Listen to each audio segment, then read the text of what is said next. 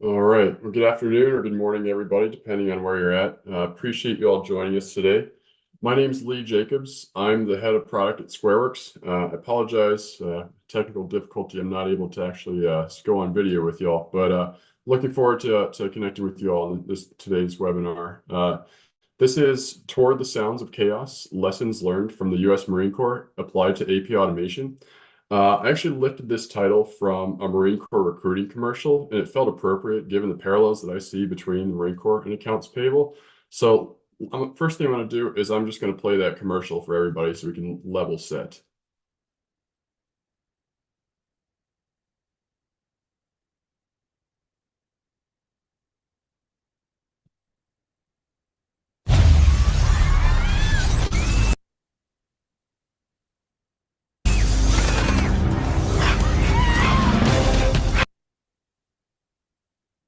There are a few who move toward the sounds of chaos,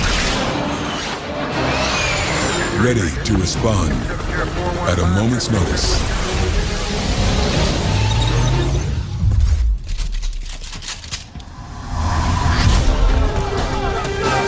And when the time comes, they are the first to move toward the sounds of tyranny, injustice, and despair.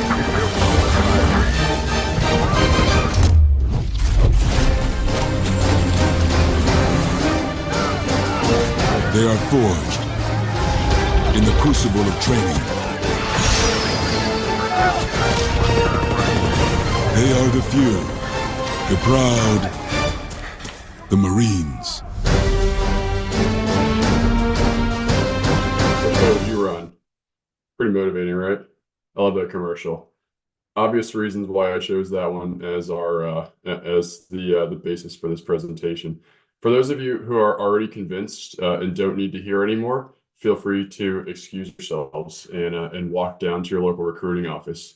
But for anyone else who's interested in sticking around and hearing the rest, first I'm going to talk a little bit about tell you a little bit about myself and then why we're here and what we're going to be discussing today. So, my name's Lee Jacobs. I'm a former captain in the U.S. Marine Corps. You see me here in the pictures in the top left. That's me in Afghanistan, where I deployed with my buddy Max in the back of the truck, along with a platoon of 57 Marines.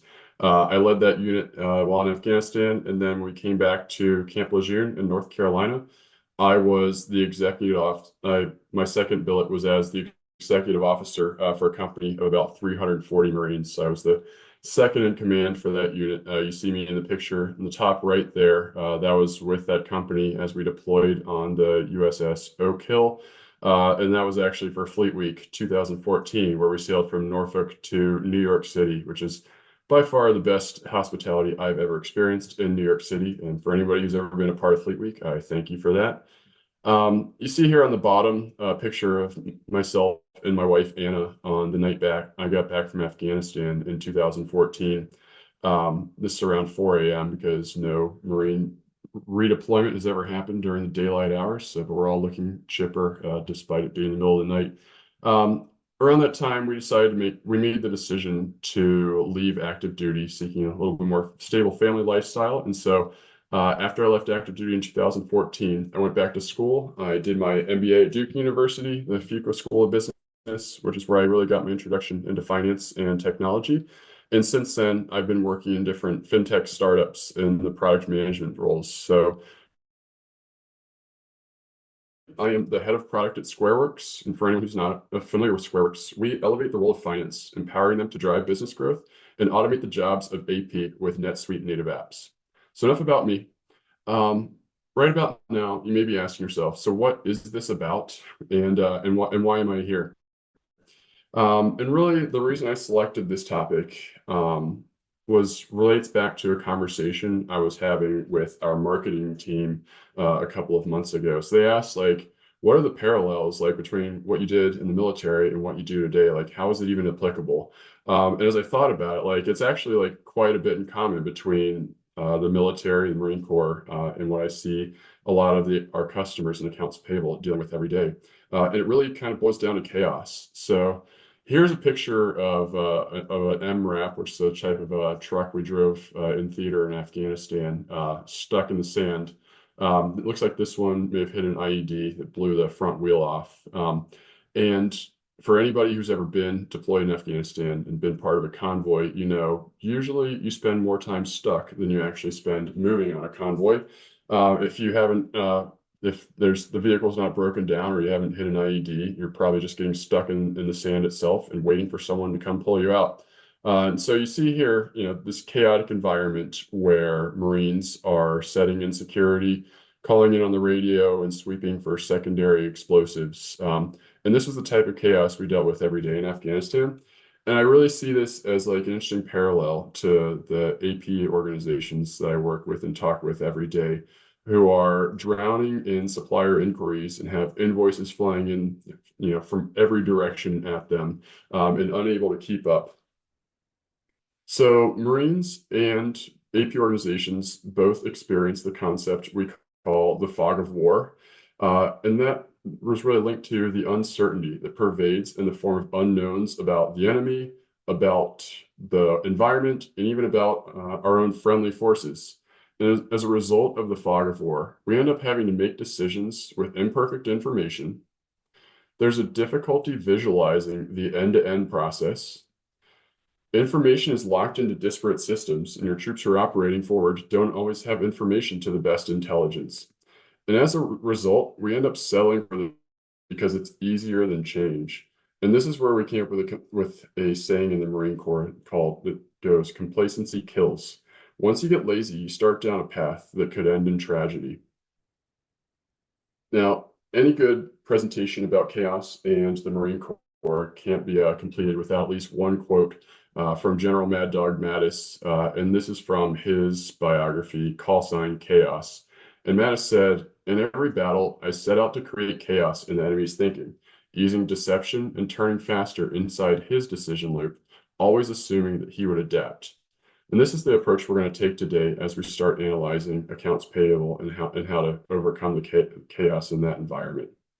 So as I was thinking of how to frame this presentation, I started going through my mind. Unfortunately, the Marine Corps has a framework for pretty much every scenario that also has a nice acronym applied to it.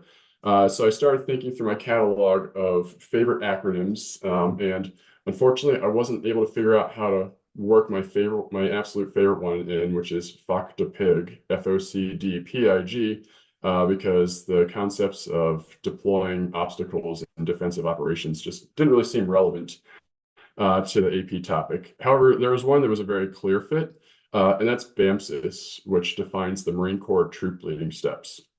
So BAMSIS goes B, begin planning, A, arrange for reconnaissance, M, make reconnaissance, C, complete the plan, I, issue the order, and S, supervise. And BAMSIS is also a beloved exclamation like within the Marine Corps. So if you're familiar with like Emerald, like the old cooking show that used to be on, like his thing was bam, like whenever he's cooking. And so like Marines also love to just shout BAMSIS, like for no real reason at all, but it feels good and it's fun to shout. Feel free to shout it at home if you'd like to. All right, so let's start digging into the troop leading steps and we're going to begin planning. The first step in addressing the chaos of AP is gaining clarity into your AP challenges. The challenges I hear the most when I'm talking to CFOs and controllers are high staffing and overhead costs. Your organization has grown and you've matched that growth with hiring within the AP team, and there's very, very little efficiencies coming out of that. Also, they're experiencing late payments and frustrated vendors who are constantly reaching out, asking where their checks are, and frustrated suppliers who are strategic partners to the organization. We also see high employee turnover within accounts payable. In a lot of organizations, AP is not a very glamorous job. It's a lot of data entry, a lot of redundant manual processes that result in low employee satisfaction and this high turnover. Overall, there's a feeling of an inability to keep up with a business pace. As your top line grows and as your invoice volume grows, the only way you can scale is by continuing to hire people to operate your inefficient processes. And then we see a delayed month-end close and poor reporting because AP is always behind the ball. So I'm going to reference a few different metrics within this presentation.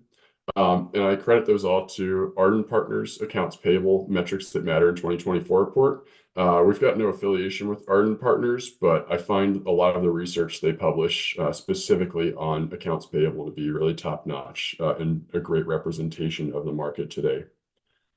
So digging in and understanding how our financial peers are viewing their AP organizations and the strategic agenda and priorities for those is key as we begin our plan. So Ardent Partners survey among U.S. organizations found that the number one priority in 2024 was improving AP reporting and data analytics. And that makes sense because if you can't measure where your problems are, you can't go about solving those problems. Next step down the line, kind of second, third, and fourth place is almost near a tie, enabling more suppliers to submit invoices electronically, implementing AP automation, and eliminating paper invoicing and reducing manual tasks. And finally, the last priority is reducing processing costs. And all of these can kind of come together through like single solutions, as we'll see as we learn more about AP automation. But ultimately, as we're beginning our plan, this kind of gives you an idea of your peers and financial peers across different organizations in the U.S. and how they're seeing and revolutionizing their accounts payable processes. So now that we've begun planning, the next two steps in BAMSIS are arrange for reconnaissance and make reconnaissance. And in the Marine Corps, this is where we would start inventorying the assets that we have available for intelligence collecting and actually going out and collecting that intelligence about the enemy situation and about the battlefield. For accounts payable, this is where we're going to start focusing in on industry benchmark KPIs. So there are a lot of KPIs out there that can be used to measure success within accounts payable.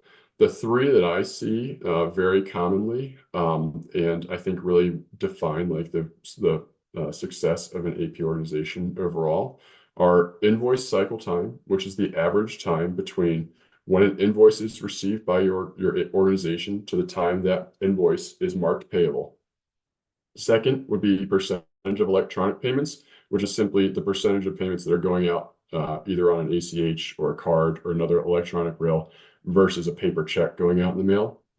And then the third benchmark KPI would be invoice processing cost, which is a little bit more difficult to calculate, but this would be your overall staffing cost for the AP organization times the percentage of time that those people are spending processing invoices, plus any software licenses and fees and overhead costs that you may have associated with that, and then divided by your total number of invoices, which gives you the cost of processing a single invoice. So this is where I would normally stop and ask, who here has a great idea of what these their benchmark KPIs are today? And the resounding answer I almost always get is like that nobody actually has a great view of what those benchmarks are, and that's because everybody's too busy processing through the status quo and not enough time to actually spend strategically pursuing and measuring their performance, which goes back to the number one priority, 2 slides previously, for AP being improving AP analytics. So Ardent Partners, as they surveyed their organizations in the U.S., they found that an average invoice cycle time for a U.S. company is about 10.1 days, and a best-in-class organization who's worked to improve their processes can get that down to about 3.4 days. Percentage of electronic payments, this is an area in the U.S. where we have made a lot of progress recently. So 62% of payments in the United States are now going out electronically, with the remaining 38% still being sent as paper checks through the mail. Just a few years ago, this number was south of 50%. So making a lot of progress in eliminating paper checks.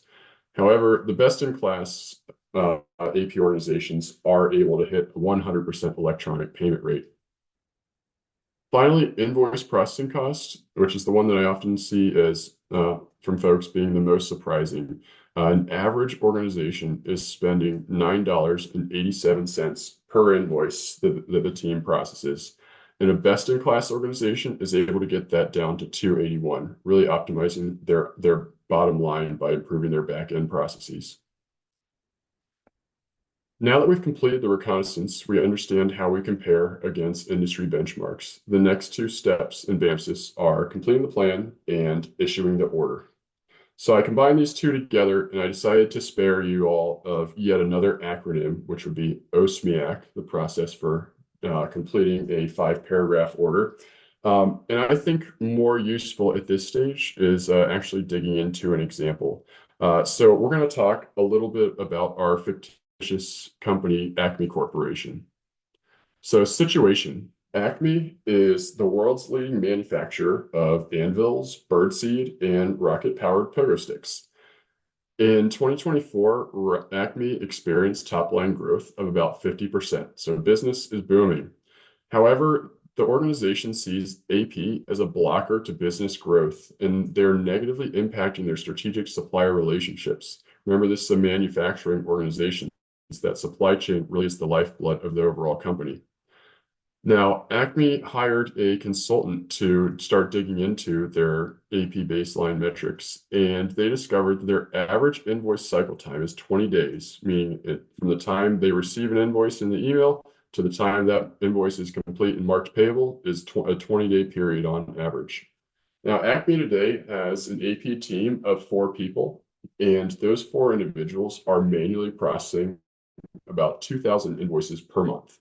It means they're copying and pasting information off a PDF and entering it into their ERP directly.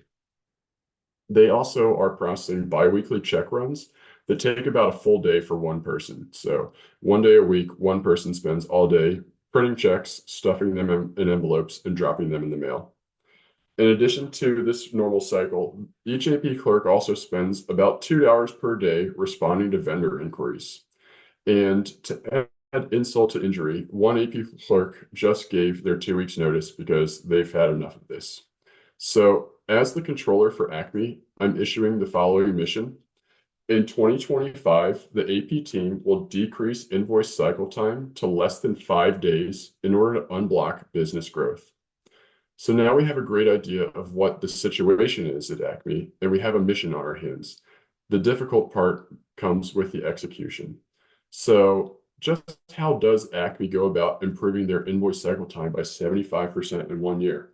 Are we just going to ask the AP team to work 4 times as fast this year? That doesn't seem possible.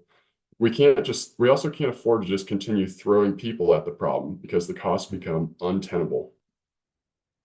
What's more, the consultant we're working with discovered that roughly half of that 20-day invoice cycle time is spent waiting on department heads to approve invoices in their ERP, which means even if we did somehow get the AP team to work 4 times faster, we're still going to end up missing our mark because most of the time we need to shave off is actually sitting there waiting for people to approve invoices. And finally, we have to account for our friendly situation. The AP team, they tend to be a very risk-averse group of individuals, and honestly, they prefer the status quo, their day-to-day task kind of moseying along, compared to taking on a complex project that would disrupt their workflow and that also introduces a risk of failure. For these reasons, that's why we see Acme as a great candidate for AP automation. With an AP automation solution, Acme is first going to reduce supplier inquiries by implementing a programmatic way of self-serve onboarding tools and paying suppliers on time and sending out electronic remittance emails. They're going to avoid the need for suppliers to inquire into their payment status. They're going to automate invoice capture, so they'll completely eliminate the manual entry of 2,000 invoices per month among that team.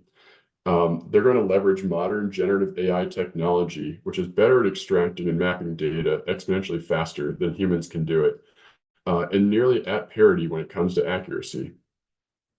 They're also going to systematize their approvals. They're going to take Acme's existing business process and compliant and policies and build that into a solution that's flexible and designed specifically for AP. Acme is going to entirely eliminate in-house check printing. This can be outsourced with a biweekly check run being handled by a third-party printer, also reducing the risk of manual errors and fraud. And finally, they're going to improve AP reporting and analytics with an ability to systematically measure their progress and understand how they're performing against the industry benchmarks. So now we have a great idea of what our plan should be, our path of execution for Acme. However, the thing we can't forget about in our plan is chaos. We must account for and plan around the enemy situation. Now, our enemy in this case is not necessarily a physical foe, but rather it's the friction that may cause Acme to lose the fight to improve their AP processes. It is the status quo. So in the Marine Corps, when we begin assessing the enemy situation, we use terms like MLCOA, the enemy's most likely course of action, MDCOA, the enemy's most dangerous course of action, center of gravity, which is the enemy's strength they have over us, and critical vulnerability, which is the enemy's weakness that, when exploited, will cause their center of gravity to falter. So in Acme's case, the enemy's most likely course of action is that the status quo continues to overwhelm our AP team and prevents progress on the AP automation project from moving forward. However, the enemy's most dangerous course of action is actually unrelated to the AP team, but more along the lines of the IT organization. A lack of IT resources would result in an implementation failure, leaving this overall project dead in the water.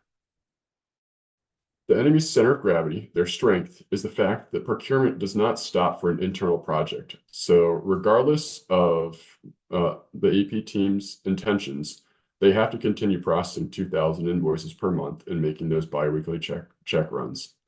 However, we have identified one critical vulnerability in the enemy's center of gravity, and that is the fact that we can outsource the payment processing by making some pretty minor implementation changes, not requiring a ton of resources. We can revamp our entire payment process, which is going to immediately result in 2 AP days gained per week. And with those two additional days gained, Acme can put those resources back into pursuing the AP automation project, making progress toward their ultimate mission. So we've now begun the plan, arranged for and made reconnaissance, completed the plan, and issued the order. The last step in BAMSIS is supervise. The Marine Corps leader will tell you that the most important part of their job is, quote, putting the S in BAMSIS. The reason why supervision is the most important part is a quote related to a quote you've probably heard paraphrased in business before. The best laid plan never survives first contact with the enemy. No matter what we plan for, we have to be prepared to account for the chaos that we're going to see out in the field. The way we're going to plan to overcome the chaos is related to this last acronym, which is the last one I'll speak of today. I promise. It is called a concept called the OODA loop. Now, the OODA loop was developed by an Air Force colonel, actually, John Boyd. And Colonel Boyd studied the air dominance that the U.S. F-86 achieved during the Korean War over the Soviet MiG-15, both pictured here on the left.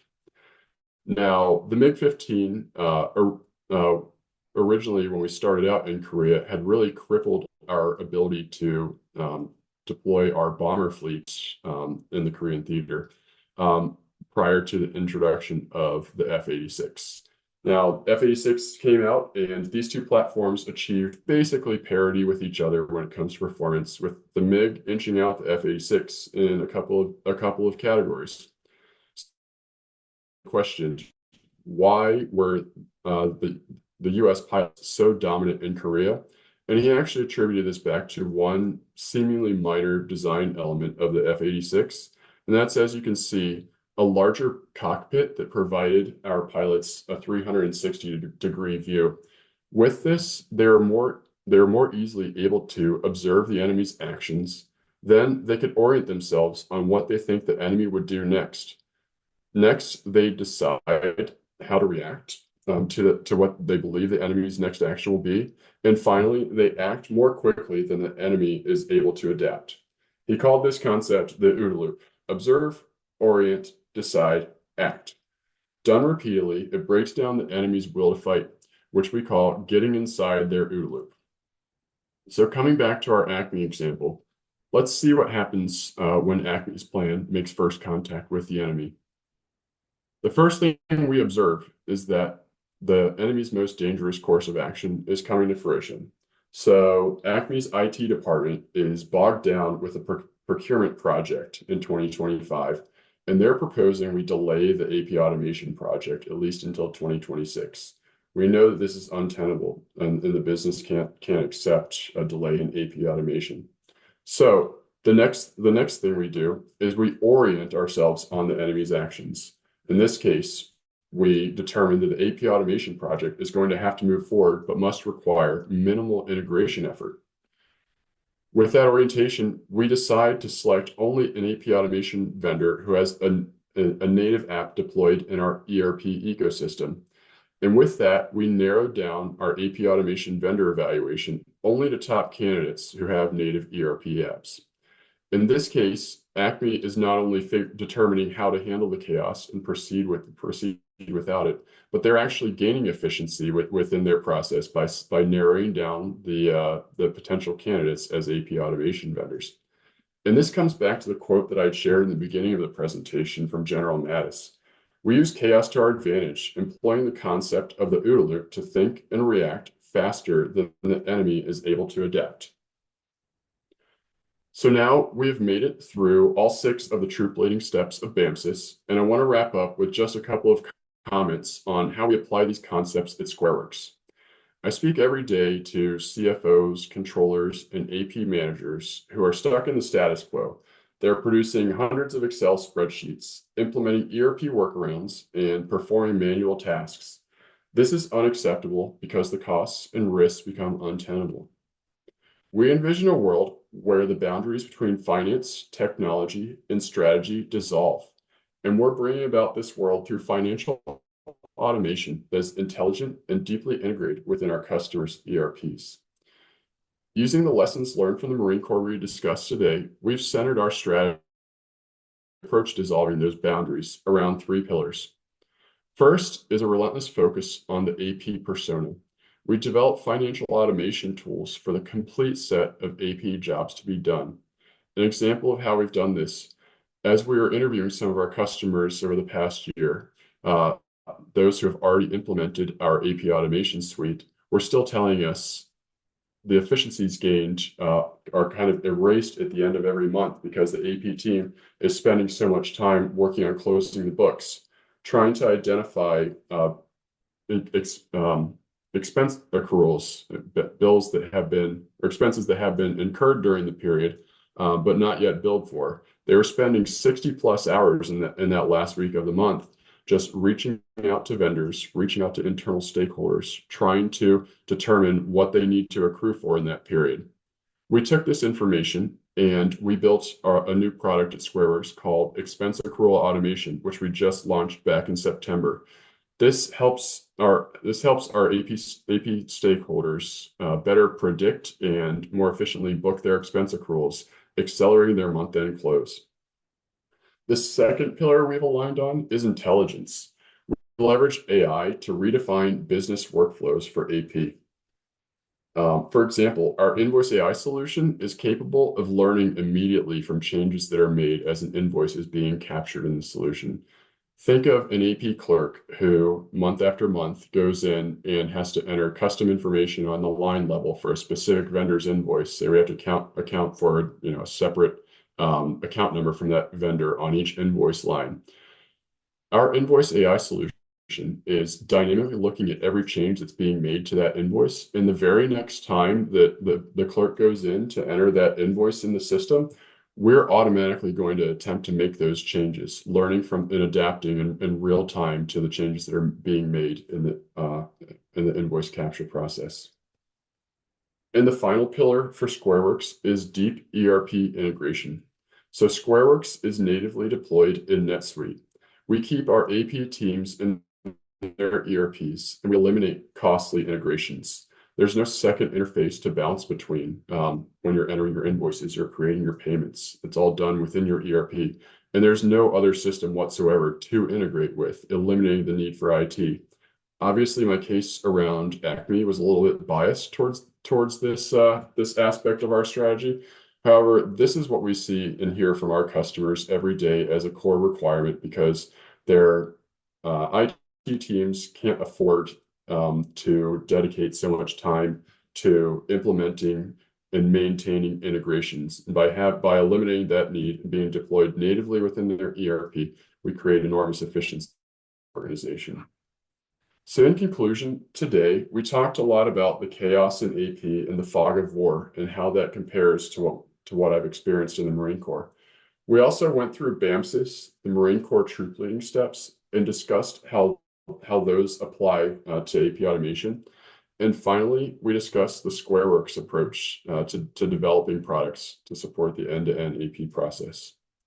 So with that, I want to say thank you for everyone who's joined me today. And you've heard a lot from me now, and I would like to hear from you. So if you have questions, please go ahead and put them in the chat.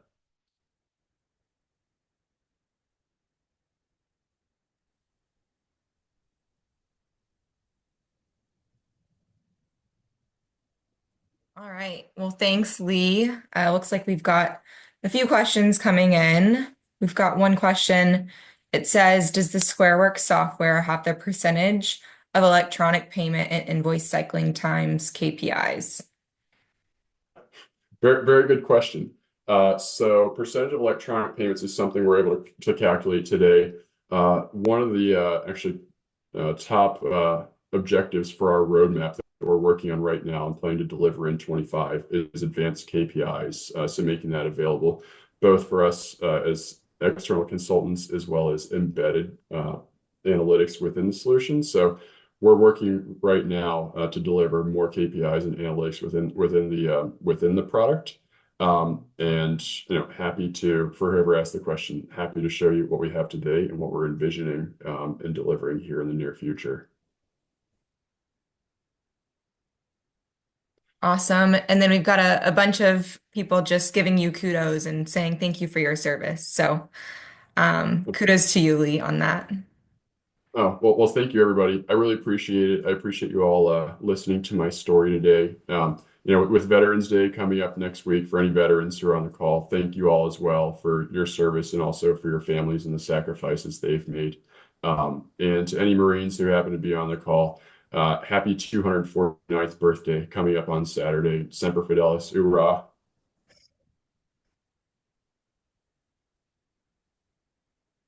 All right. And then one more question, it looks like that came in. They asked, how often do you see someone actually achieve 100% conversion to electronic payments? Yeah, that's a really good question. I think a lot of it depends on your vendor base. Like, I know that there are some vendors out there who just will not accept any other form of payment, and they're just, they are stuck on check, and there's some good reasons for using check still. So I would say in exceptional scenarios, like it's sometimes easy to achieve 100%. I would say companies that have like a lot of software licenses, not working with a very long tail of vendors, I see that achieved fairly regularly. The nice thing about like an AP automation solution like SquareWorks is even if we're not able to achieve 100% electronic payments, we are able to at least outsource the check printing aspect so that those checks can be printed and mailed out of a print center, eliminating the need for manual printing and stuffing of envelopes in your office. So it almost feels like they are going out electronically.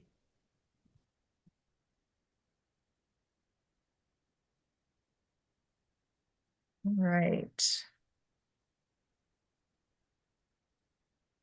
A lot of BAM call outs here too. Yeah, feel free to use BAMSys in your day-to-day life. Here's one. What makes SquareWorks stand out from the competition? Very, It's a very broad directed question. question. Yeah. So I would go back actually to I think my 2 slides ago, but really it is the deep ERP integration. So we are the only solution that is natively deployed within NetSuite and designed for AP. We should go back to that slide. So there are a number of AP automation solutions out there. Obviously, that are designed for AP and do a very broad category of AP automation and using even intelligence similar to the way we do today. However, there is no solution that offers a comprehensive AP automation experience. also natively embedded within NetSuite. So that's what makes us unique compared to the rest of the market.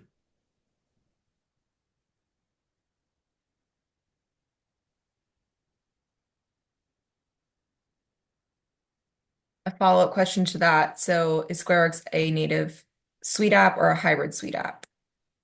Yep. So Okay. SquareWorks is a native Suite app. So our app is deployed in NetSuite, and we have no third-party system for you guys to integrate with outside of the ERP. So everything is deployed out of the box, and actually can be used almost from the day we deploy it, without any integrations or any like second third-party interfaces to navigate away to.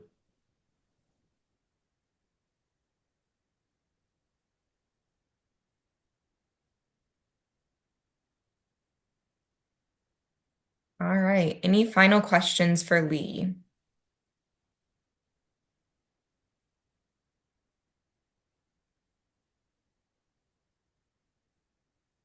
All right.